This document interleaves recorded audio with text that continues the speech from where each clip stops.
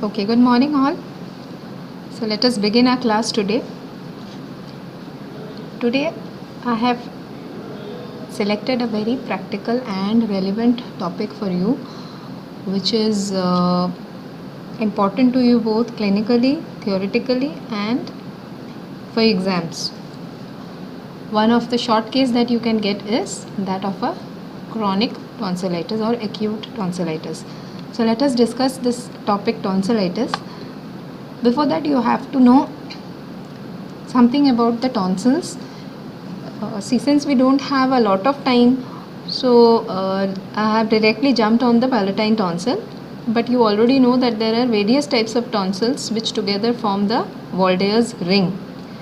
Amongst one of the component is palatine tonsil. Why do we call it as palatine tonsil? Because this tonsil is bounded by tonsillar pillars, both anteriorly and posteriorly. Okay, so the main tonsil that you see once the patient opens his mouth, that which you know as tonsil, is the palatine tonsil. So they are nothing but paired structures situated in lateral wall of the oropharynx between anterior and posterior tonsillar pillars. Consists of two surfaces, medial and lateral, and two poles, upper and lower. So please orient yourself to the proper anatomy of tonsil, because this is very important. These little things are important when I will discuss the surgical procedure known as tonsillectomy. There I'll frequently use the term upper pole, lower pole, medial surface, lateral surface, anterior tonsillar pillar, posterior tonsillar pillar. Medial surface is covered by an epithelium which is non-keratinizing stratified squamous epithelium. There are 12 to 15 crypts on the medial surface, and largest crypt is known as crypta magna or intratonsillar cleft. Lateral surface of the tonsil presents with a fibrous capsule, and there is loose areolar tissue, very important clinically, loose areolar tissue present between the tonsillar bed and the capsule. So capsule is nothing but that outermost layer covering the lateral surface of the tonsil. Then is the loose areolar tissue, then comes the tonsillar bed. So this loose areolar tissue is the site for collection of pus in peritonsillar abscess. Because of this presence of loose areolar tissue, this space has loose tissue, so it can accumulate pus within itself and lead to formation of abscess, which is known as peritonsillar abscess, otherwise known as quinsy. Upper pole of the tonsil extends into the soft palate, and it is covered by a semilunar fold known as plica semilunaris. Lower pole of the tonsil is attached to the tongue.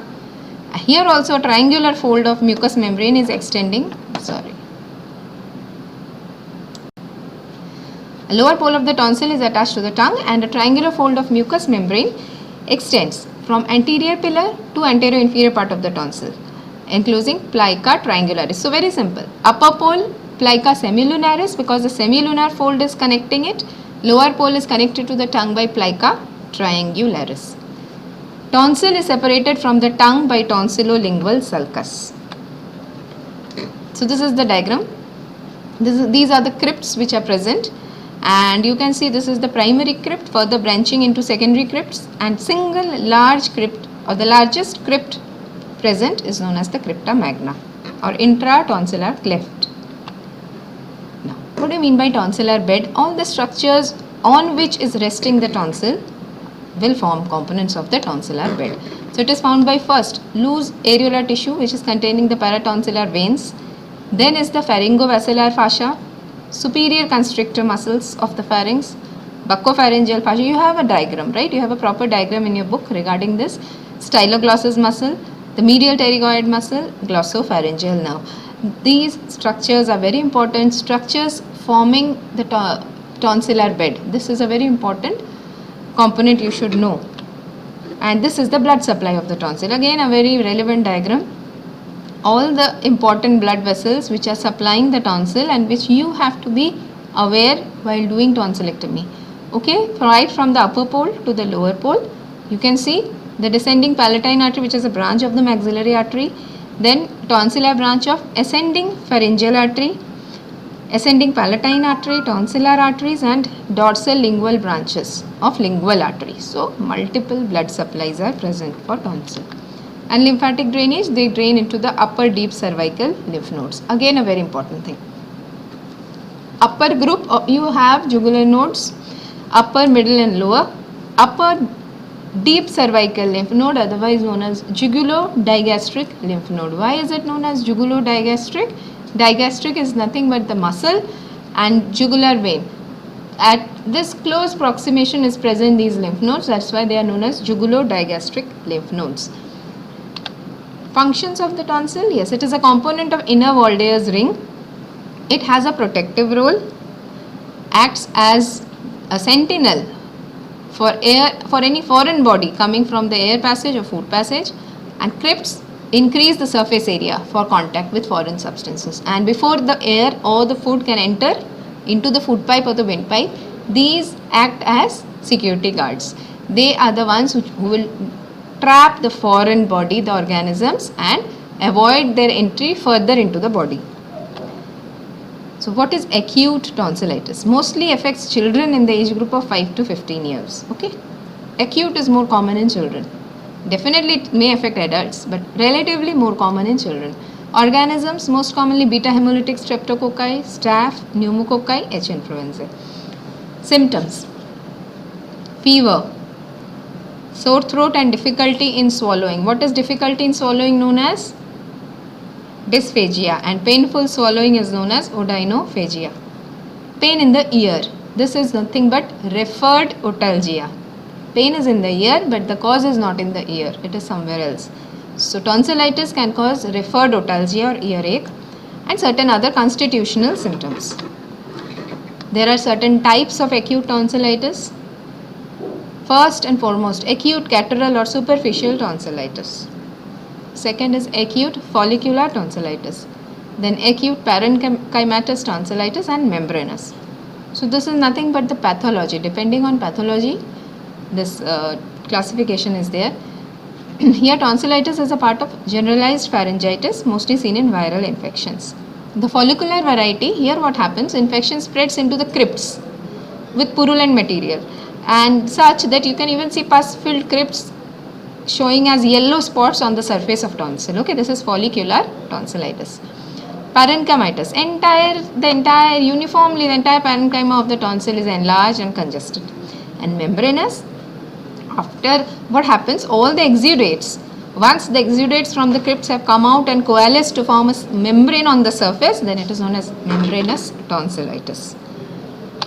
So this is how catarrhal or superficial tonsillitis, everything is involved. These are the tonsils. This is the base of the tongue. This is the uvula. So everything is involved, engorged and congested. Okay. This is follicular. Can you see the difference here? The uvula is not that much swollen. The pharynx is not that much swollen. Only the tonsils are swollen and they are filled with crypts. The crypts are filled with pus. And these pus-filled crypts are the follicles, and entire surface of the tonsil shows yellow spots on its surface. This is follicular tonsillitis. Membranous tonsillitis. When all the exudates form, they join together to form a membrane covering the tonsil.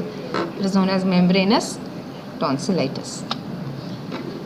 Signs: halitosis, coated tongue, congestion of both anterior and posterior pillars, soft palate, uvula, enlarged and tender. Both of the words are important. Enlarged and tender jugulo-digastric nodes. Tonsils are congested and enlarged depending on the type of acute tonsillitis.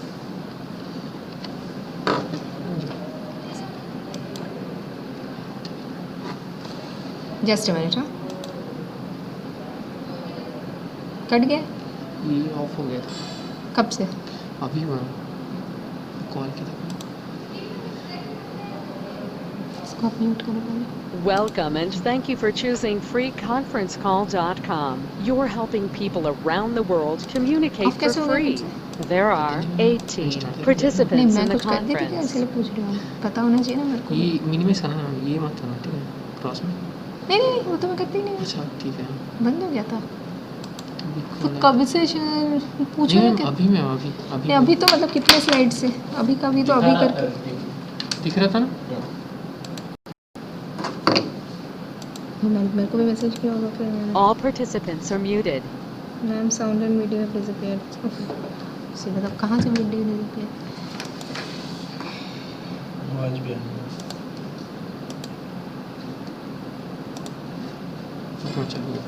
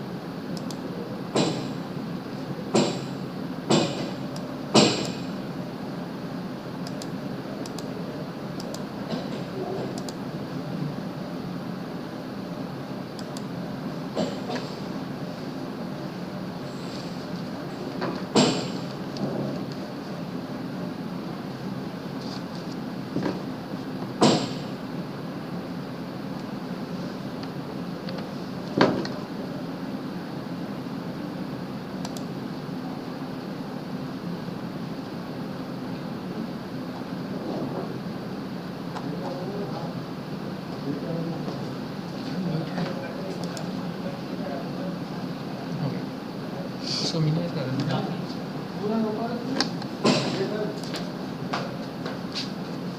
Okay, so let's begin now.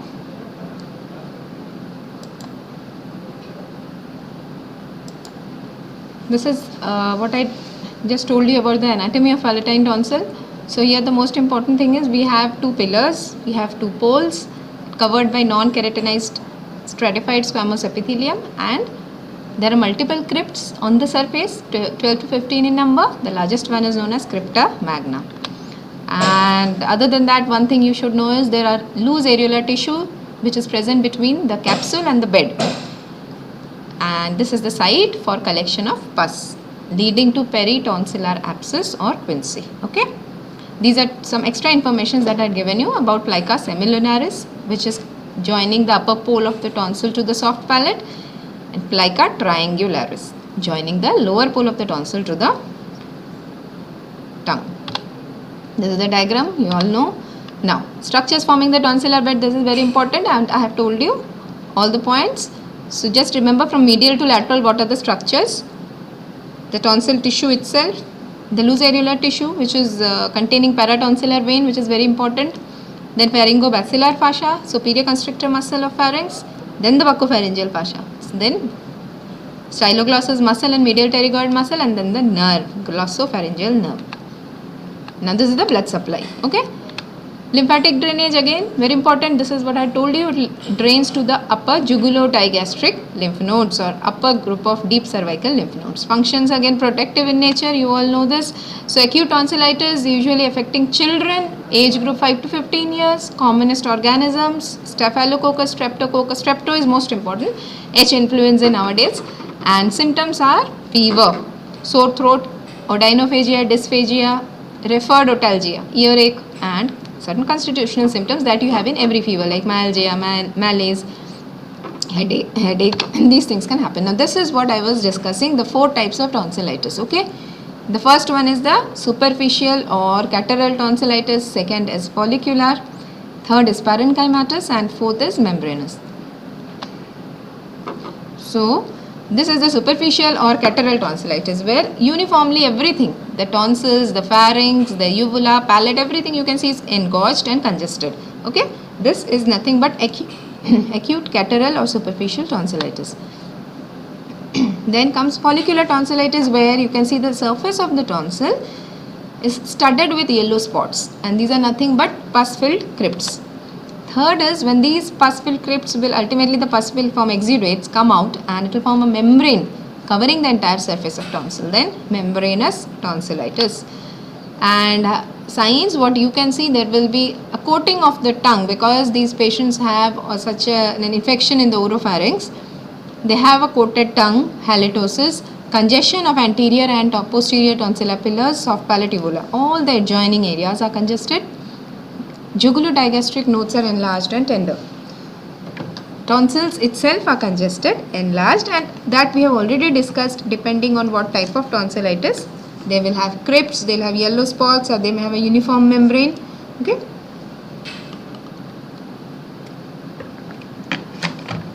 Now coming to the next slide. Treatment. So I think this is where we had stopped. So treatment is acute tonsillitis in a child. So first is bed rest, plenty of fluids.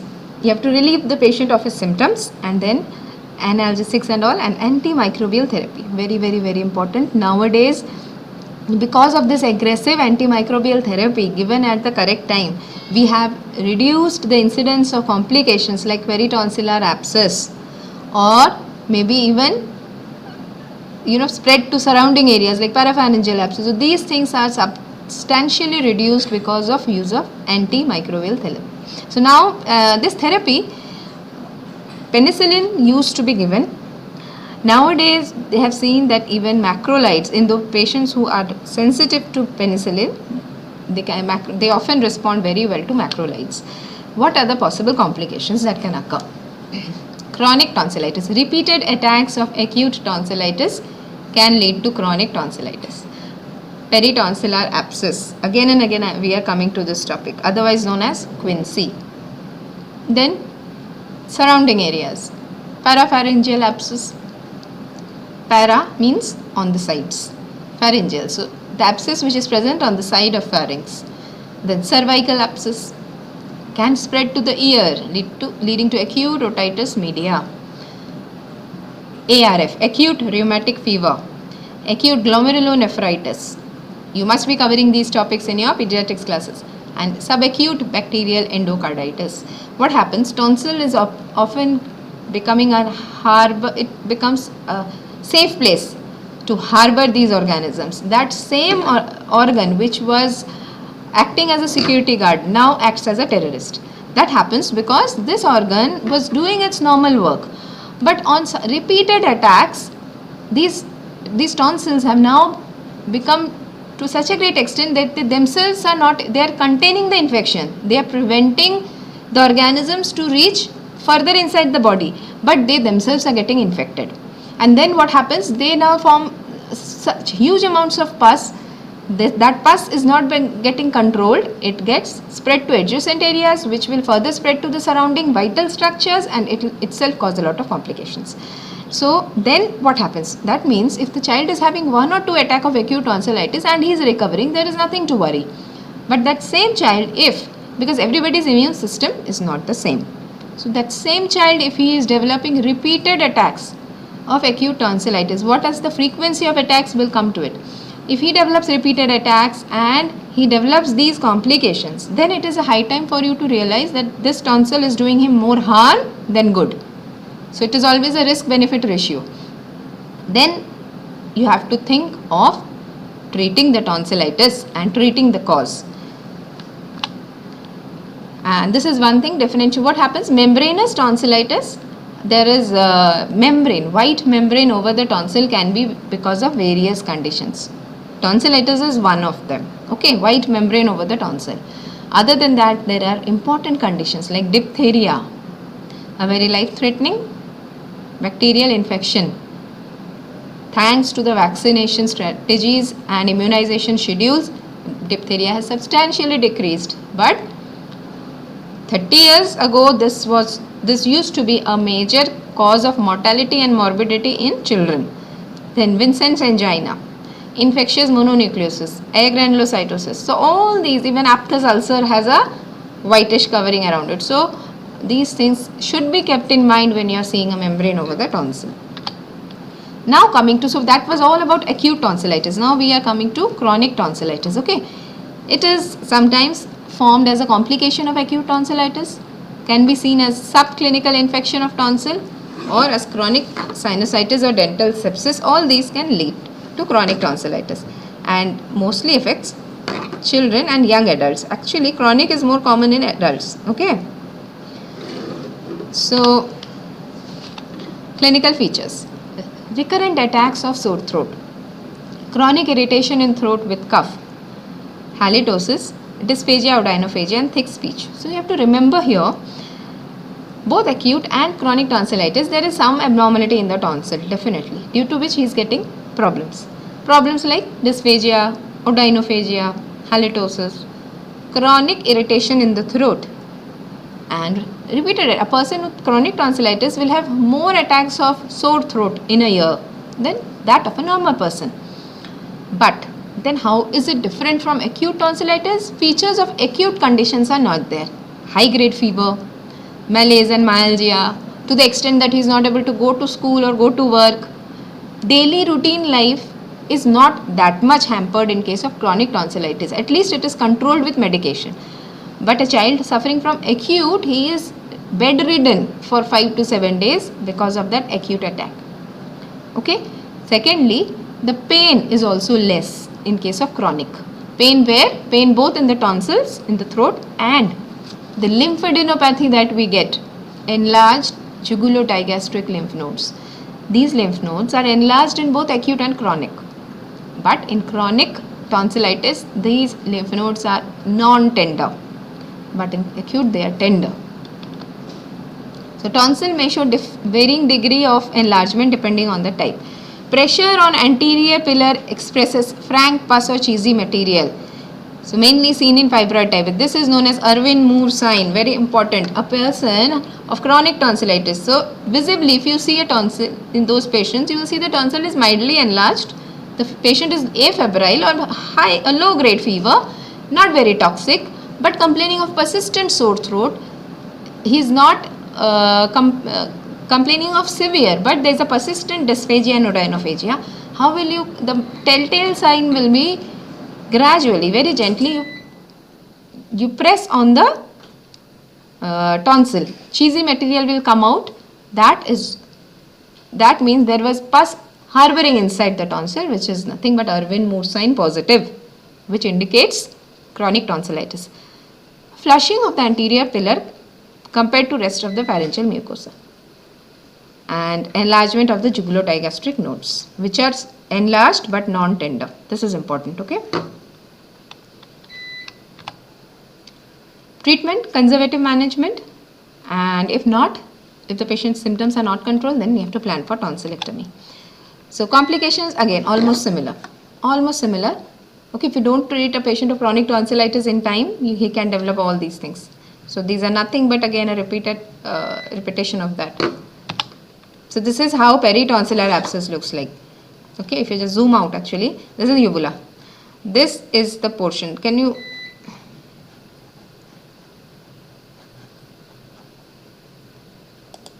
I hope you are getting my slides.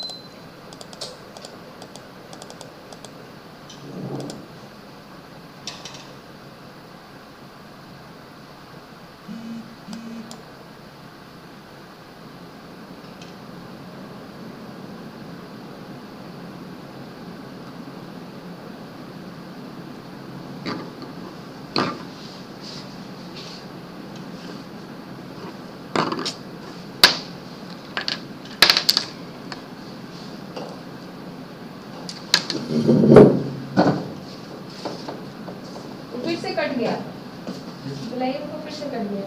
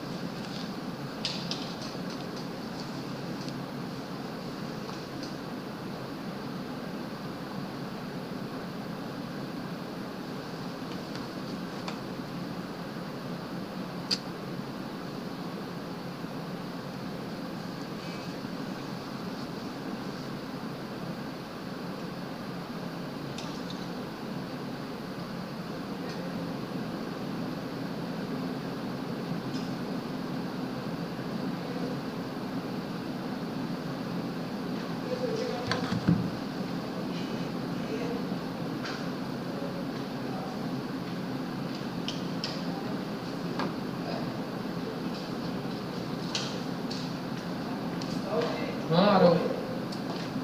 उस वक्त भी यही आया था, एक बार देख लीजिए। कब आ रहा हूँ? ये इसमें हो सकता है? ये तब भी हो गया था बीच में, अभी भी हुआ।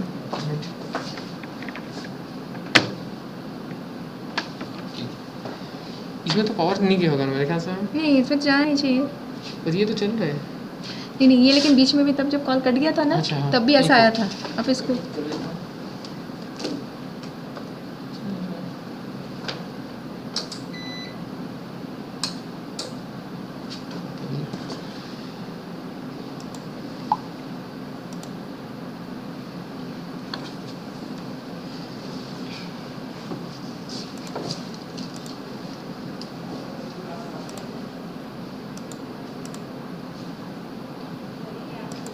Welcome and thank you for choosing freeconferencecall.com. You're helping people around the world communicate for free. There are 15 participants in the conference. All participants are muted.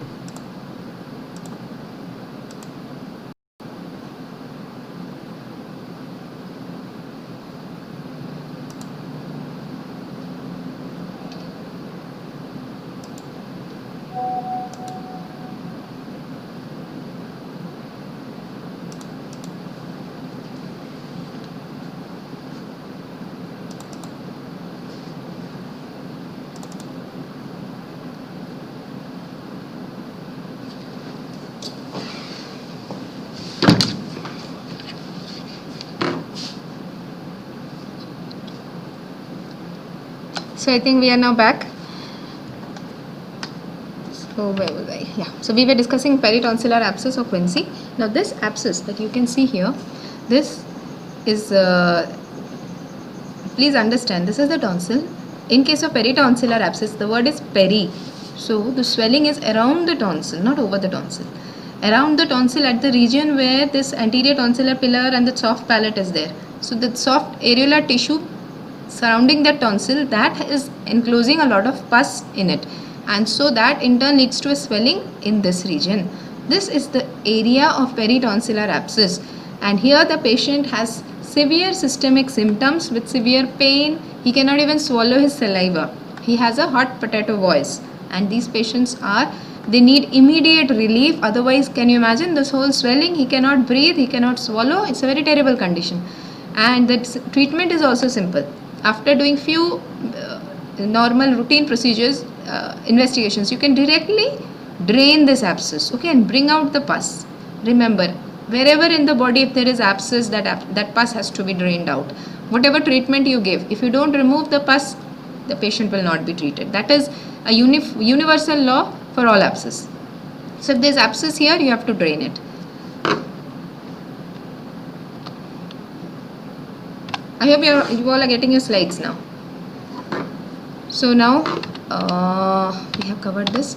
So now styalgia is nothing but what happens here. I have discussed this with tonsillitis because this will cover a part of that pharynx. Okay, these styalgia is nothing but this styloid process. There is a ligament called styloid ligament that can undergo calcification, and the problem is the patient will complain of pain in the tonsillar fossa radiating to the ear, and he will always direct it towards his tonsil. He will say his pain is on the tonsil, and however you ask, he is usually an adult and complaining of pain in the tonsil on one side, and if you palpate on the tonsil it will be painful, but there will be no features of tonsillitis like fever, like swelling around the tonsil, nothing, but there will be persistent nagging pain.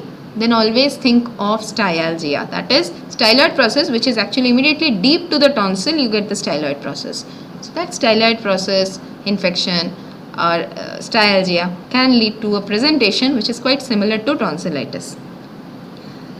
If transoral, please understand, diagnosis is by transoral palpation in the tonsillar fossa. If you insert this finger of yours and place it over the tonsil and try to palpate the tonsillar bed, then you can feel a very firm structure on the tonsillar bed, which is usually a styloid process. The styloid process will appear as elongated. That happens because that styloid ligament is also fibrosed and calcified and appearing equally hard. It can be confirmed by an X-ray of Townes view. Okay, and treatment is you have to excise that enlarged part, and that calcified ligament, you have to excise that much part which is caused. Because what is the cause here? Cause of pain is nothing but that enlarged styloid process, and that ligament which is now calcified, the tough structure is pressing on the nerve, and it is a neurological pain that the patient is getting, and the area is always on the tonsil. But in this patient, if you do a tonsillectomy, will it help the patient? No, because that nerve problem will not go. So you have to always understand what is the cause, and then you have to treat accordingly. Coming to tonsillectomy. So tonsillectomy is the surgical excision of the palatine tonsils. Okay, indications can be absolute or relative. Absolute indication of tonsillectomy: recurrent infection of the throat. Okay, what I was telling you, what is the frequency? When will you understand that okay, this is not normal, it is serious? More than 7 episodes of sore throat, pain, fever, difficulty in eating, absence from school, all these episodes, more than 7 in 1 year, or more than 5 per year for 2 consecutive years, or more than 3 per year for 3 consecutive years. So you understand the importance of history. You have to take the history very meticulously. Or more than 2 weeks of lost school or work in 1 year. If this is the symptom which the patient is seeing, then you should think or consider for tonsillectomy. If the patient is developing peritonsillar abscess from the tonsillitis, in a child, usually if he has developed abscess, once the abscess is treated, 4 to 6 weeks after that, and in adult, second attack of peritonsillar abscess is an indication for tonsillectomy.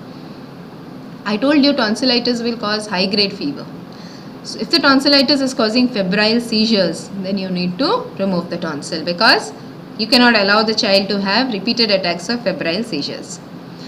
Hypertrophy of tonsils causing airway obstruction. So this is very, very important. Okay. Airway obstruction in the sense, if the tonsils are so enlarged that the patient cannot breathe properly, and more so during sleep, he is developing sleep apnea, then you have to think of removing the tonsils. Difficulty in deglutition or interference with speech, and of course suspicion of malignancy. If you are seeing the tonsil enlargement is on one side, unilateral enlargement, then you should suspect. If it's a child, then it may be lymphoma. If adult, it can be epidermoid carcinoma. So if there is a suspected ulcer or a lesion on the tonsil, you have to think of tonsillectomy. You have to remove the cause. Relative indication, diphtheria carriers who do not respond with antibiotics. Okay. A streptococcal tonsillitis, or stage when the patient is not responding to medical treatment, or a patient is having valvular heart disease. So there you can consider the patient for doing tonsillectomy. Contraindications. Obviously, there are certain systemic contraindications. You all know patient is anemic, bleeding diathesis. Okay, overt or submucous cleft palate. Why? Because already their palate, there is a cleft palate. So that means the palatine muscles are not very strong. On top of that, if you are doing a tonsillectomy, then there is chance of damage to the tonsillar pillar. So that can further aggravate his problem of cleft palate. So these are certain things. Very small children, less than 3 years of age, and tonsillectomy to be avoided during period of menses and during previously during epidemics of polio. So these nowadays polio is almost eradicated, so we no more use that word. And uncontrolled systemic disease. So these are contraindications where even if you have planned a tonsillectomy, you have to cancel it or postpone it. So what is the procedure of doing a tonsillectomy? So usually done under general anesthesia with endotracheal intubation. No. This please don't focus on this. It's you have to always do it under general anesthesia. Okay, the position, please focus here. It's a rose position. So you all know this position, very well given in your book also. The patient will lie supine with head extended, and there is a pillow placed under the shoulders, and head is stabilized by a rubber ring. Okay, hyperextension should always be avoided. Hyperextension, this neck, this, if it goes further back. So hyperextension should be avoided, but a properly extended neck is required. And this position is known as rose position. So there are several methods. All these are the terms. You have to just understand. The concept is you have to remove the tonsil. How you are removing, that is deciding the names. Okay, dissection and snare, which is the most common method. Dissecting. Manually you are using instruments and you are dissecting it from the tonsillar bed and you are removing it. Other methods, guillotine method is very less used now, almost not done. Okay, debrider, harmonic scalpel, ablation technique, cryosurgery, all these are various names which are being used. Commonest is cold dissection with hands and instruments that we do. That is still now it is the commonest surgery. And next common, which is now most becoming very popular, is coblation. Okay, coblation technique is very popular nowadays in tonsillectomy. So this is normal. So this I have given because you will be getting instruments from tonsillectomy during your practical examination. So try to have an idea of the instruments and which step which instrument is used. This can be very easily seen in the steps of tonsillectomy. When you do that time only you can realize, like here, this is a Boyle-Davis mouth gag. Okay, so this Boyle-Davis mouth gag, these are two different instruments. They have to be set together, and then this is a Draffin's bipod which you use. They can be kept like this, or they can be been fixed with a plate. It is known as a Megorans plate. So this all these instruments together form that main structure with which the mouth is opened and then kept open in that particular fashion for half an hour, 1 hour, whenever, what is the amount of time you are operating. Then, so Boyle-Davis mouth gag is introduced, opened. It is held in place by Draffin's bipod or with a Megorans plate. Then tonsil is grasped with forceps, pulled medially. Incision is made on the mucous membrane. Blunt curved scissors may be used to dissect the tonsil from the or even with blunt dissection often is used with the help of a tonsillar dissector, and the tonsil is separated from its upper pole. We go from upper pole to lower pole. Tonsil is held at its upper pole and traction is constantly given very gently downwards and medially till the lower pole is reached. Then wire loop of tonsillar snare is threaded. So there can be done by two techniques. Either you do it by a snare. Snare is nothing but, you can see a loop, a metallic loop is there with the instrument. You go all the way up to the lower pole, take that loop, that snare, and then once you're sure you have got hold of the lower pole, then you just snap it. And in normal dissection technique, even without snare we do, which is more common, that is you yourself manually you take a silk suture and you tie it. That is the safest, because you can tie, you can secure it with a knot, and then once you have secured the lower pole, you can remove that. Whatever tonsil you are holding with a forceps, you can just cut it and remove it and send it for biopsy. The pedicle is cut and the tonsil is removed.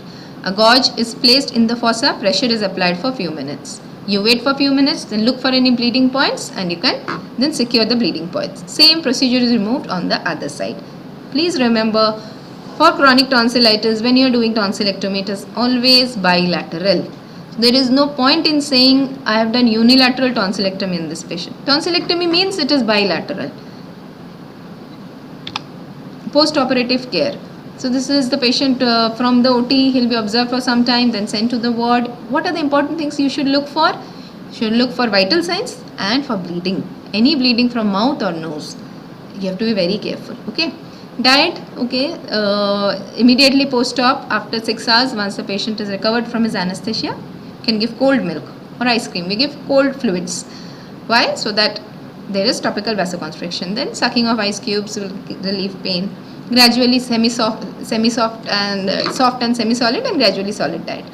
So what are the complications? So again, very important, immediate and delayed. Immediate complication can be primary hemorrhage, reactionary hemorrhage, injury to adjacent areas, blood aspiration, injury to teeth, and delayed includes secondary hemorrhage.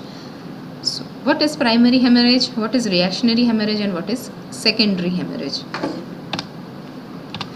Primary hemorrhage means what are these three type of hemorrhage, when are they happening, what is the duration, everything is important. Primary hemorrhage means the hemorrhage which is happening on table. You can see it.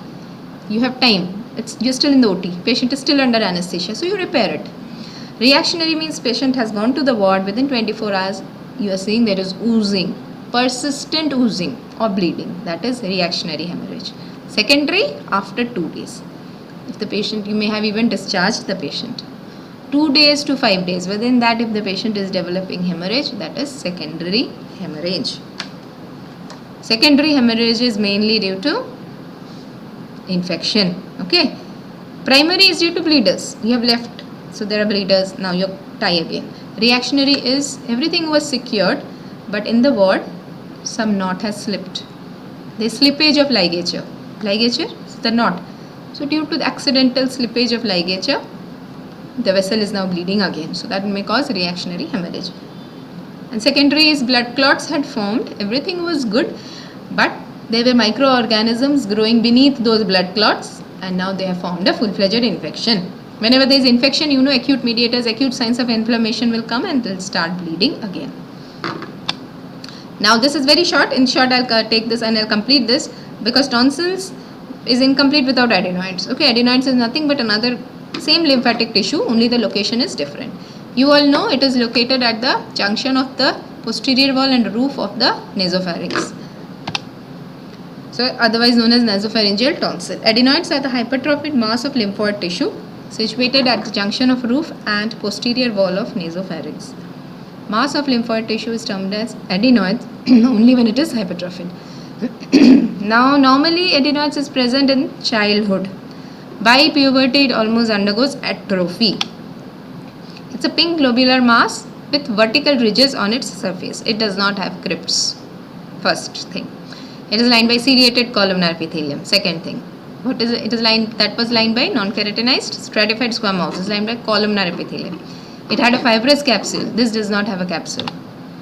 And this is how a radiological picture of adenoid will look like. In tonsil, I did not show you any X-ray. Why? Because obviously, just you ask the patient to open the mouth, you can see the tonsil. You don't need to do an X-ray. But in adenoids, they are completely hidden from view. They are located in the nasopharynx. So you have to do an X-ray to see the condition of the adenoids. And you can very nicely see if you follow this X-ray of the skull. This is a lateral view. Okay. Maxilla, mandible. This is cervical spine. This is the skull. Can you orient yourself? No. Always follow from the spine. This is the prevertebral soft tissue. This is the skull base. So where the prevertebral soft tissue is meeting the skull base, this is the junction of adenoids. Okay. Now adenoids normally would have been something like this. This convexity you are seeing is because of enlarged and swollen adenoids to such an extent. This air column, can you see? This is nothing but the pharynx containing air. This is the oropharynx and here is the nasopharynx. This nasopharynx is almost occluded because of this mass. Okay. So this is nothing but enlargement of the adenoids.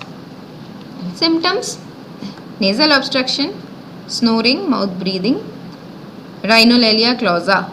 That is because of narrowed airway, the kind of nasal intonation that you get. Frequent rhinorrhea, epistaxis.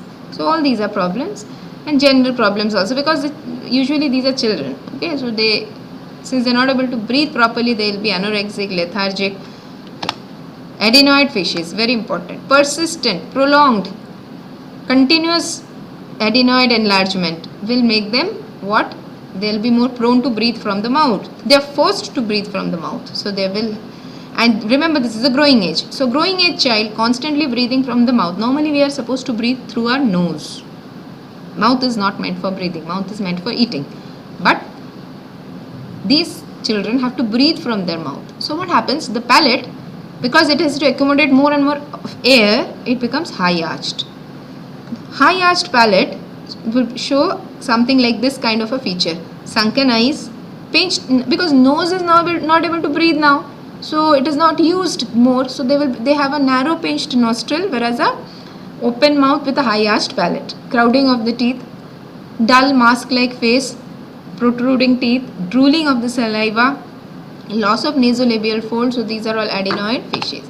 Now oral manifestations: otalgia, otitis media, blockage of the eustachian tube. Why so many things? Because eustachian tube opens in the lateral wall of nasopharynx. So once adenoids are enlarged, they are enlarged to such an extent they cover the opening of eustachian tube. So all problems of ear will gradually develop. So diagnosis: by now you already know the signs and symptoms. Consistent nasal obstruction, and on posterior rhinoscopy you can see a pink enlarged globular mass with vertical ridges. X-ray will show soft tissue mass. We have already discussed that. So complications, again you know. So treatment is first proper nutrition, antibiotics to reduce the infection, and then finally you have to do adenoidectomy. There we had tonsillectomy. Here you have adenoidectomy, removal of the adenoids. With, if necessary, you may have to do this procedure. What is this?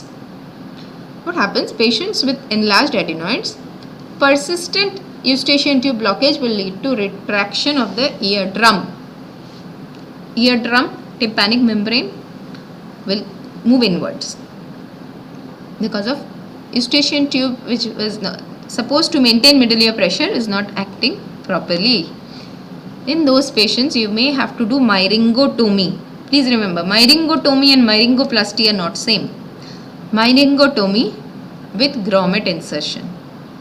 This procedure has to be done to relieve his problems in the ear, and adenoidectomy to relieve the main cause of the problem, enlarged tonsils. Okay, so that comes to this. We come to a conclusion of the main both oropharynx and nasopharynx, the most common clinically relevant topic we have discussed today. Okay, so let's now wrap it up. Have a good day and study well. Okay.